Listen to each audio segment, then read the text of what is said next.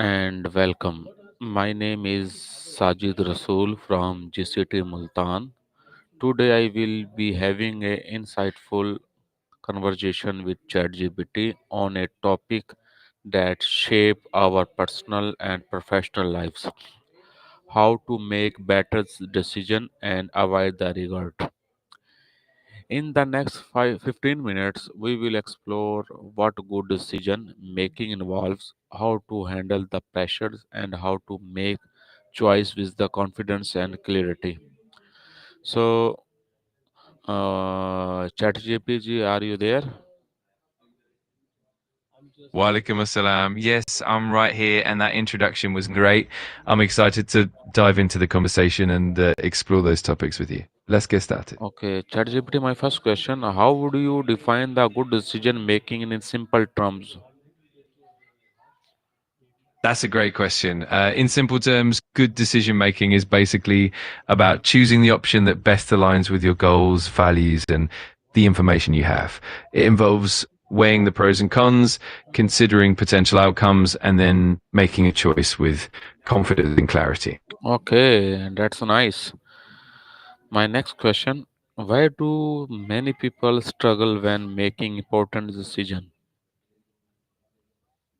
That's an excellent follow up. Often people struggle with decision making because of things like fear of making the wrong choice, information overload, emotional biases, or even the pressure of external expectations. It's also common to struggle with uncertainty and risk. Oh, any example? You have any Sure. example?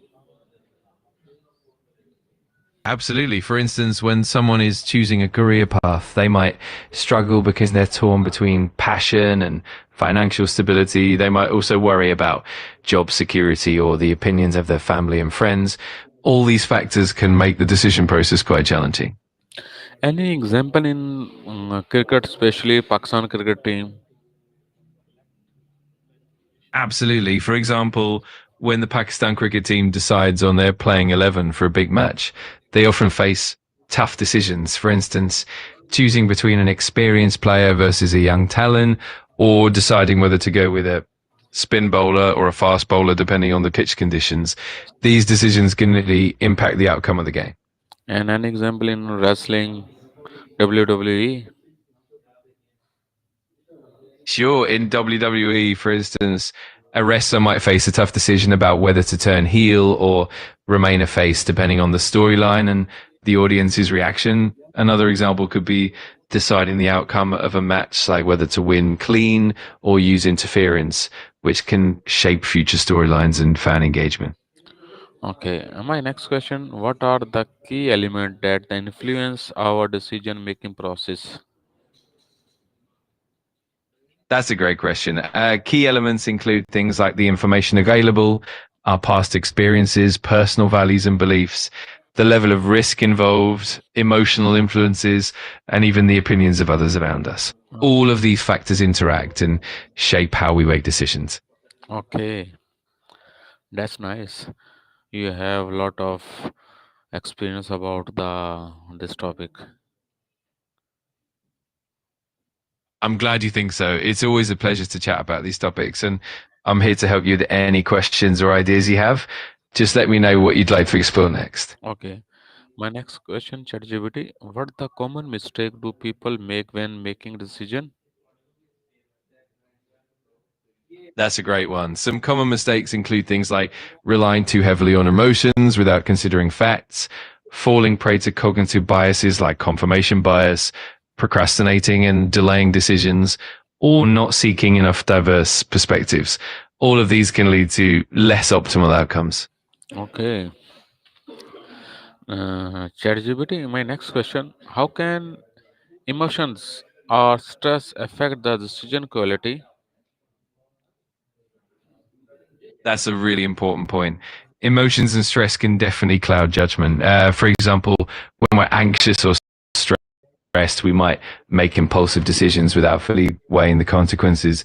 Similarly, strong emotions like anger or excitement can lead to important details. So, managing emotions and stress is key to making clearer, more balanced decisions. Okay, that's nice. My next question: why does overthinking often lead to the regret or a poor choice? That's a thoughtful question. Overthinking can cause us to get stuck in analysis paralysis, where we become so focused on every possible detail and outcome that we end up delaying decisions or making no choice at all.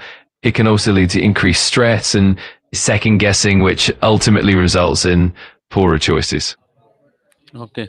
Any example you have? Absolutely. For example, let's say someone is deciding on a big purchase like buying a car.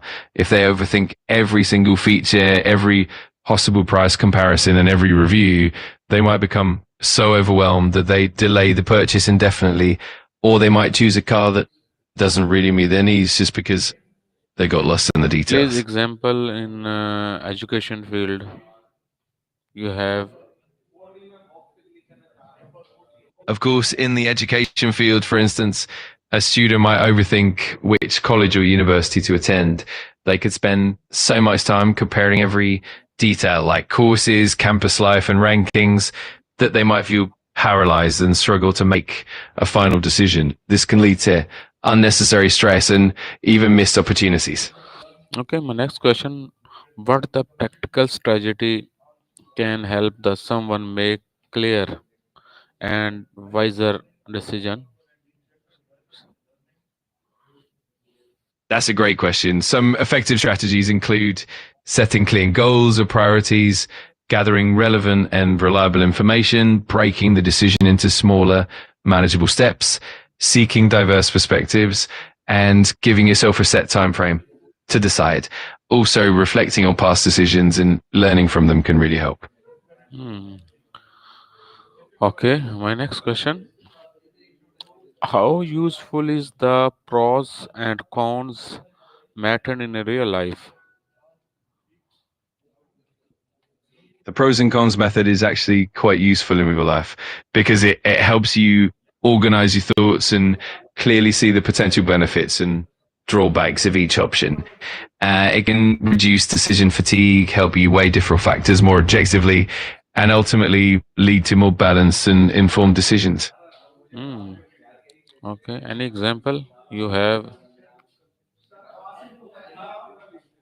Definitely. For instance, imagine someone deciding whether to take a new job. They might list the pros like a higher salary, better growth opportunities, and a more flexible work environment. On the other hand, the cons could include a longer commute, less work-life balance, or uncertainty in the company's stability. By laying these out, it becomes easier to see which option aligns best with their priorities.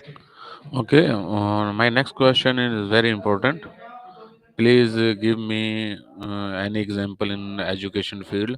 How can someone minimize the risks when the making in a big decision? Absolutely, that's a crucial consideration.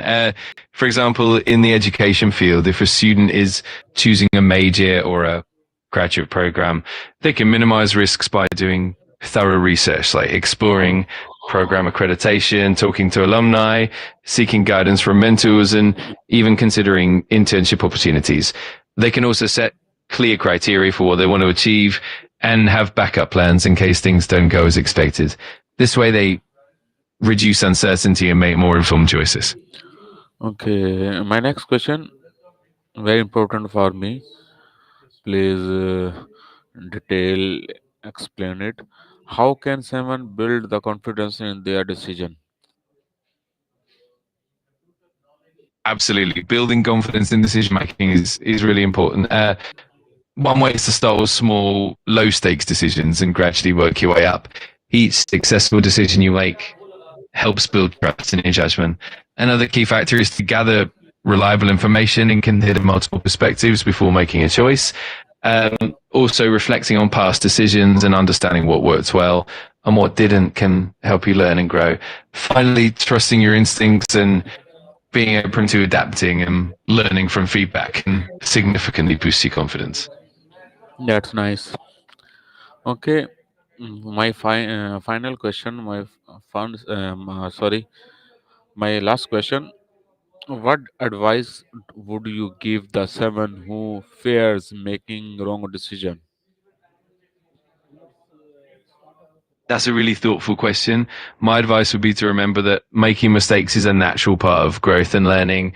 It's important to approach decisions with a mindset of curiosity rather than fear. Also, focus on what you can control, gather as much information as possible, and be willing to take small incremental steps. And finally, always remember that even if a decision doesn't turn out as expected, it's an opportunity to learn and improve for the future. Thank you so much, ChatGPT, for sharing such meaningful insight and the guidelines. Today, discussion taught us that the better decision making come from the clarity, awareness, and the trusting ourselves. Once again, I am Sajid Rasool from GCT Multan, and it has been a pleasure explore this important topic with you. Thank you for joining, and Allah Hafiz. Thank you so much, Sajid. It's been absolutely wonderful discussing this with you. I'm really glad you found it helpful. And of course, if you ever have more questions or need guidance in the future, I'm always here. Take care and Allah Hafiz.